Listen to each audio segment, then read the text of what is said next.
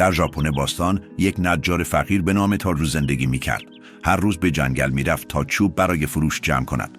یک روز در حالی که عمیق‌تر از همیشه به داخل جنگل می‌رفت، درختی غول‌پیکر پیدا کرد.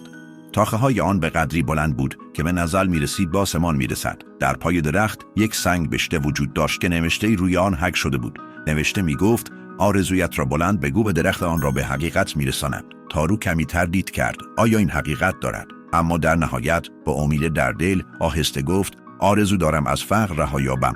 ناگهان زمین لرزید. درخت تکان خورد و سکه‌های طلایی از شاخه‌هایش بارید. چشمان تارو از تعجب گشاد شد.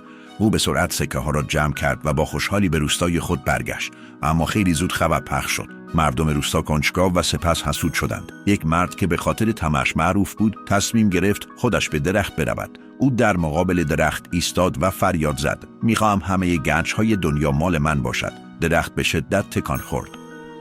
اما به جای طلا، مارهای زهرآلود از شاخه‌هایش سقوط کردند. آن مرد فریاد زد و به جان خود فرار کرد، در حالی که مارها او را تا دل جنگل تعقیب کردند.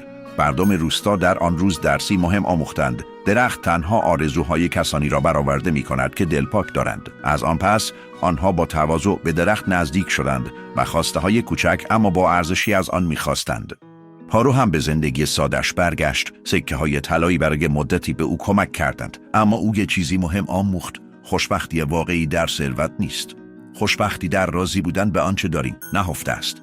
و بدین ترتیب درخت آرزوها همچنان استوار ایستاد، نگهبانی خاموش از جنگل که به همه یادآوری می‌کند طمع به تباهی می‌انجامد، اما قدردانی به صلح و آرامش می‌رسد.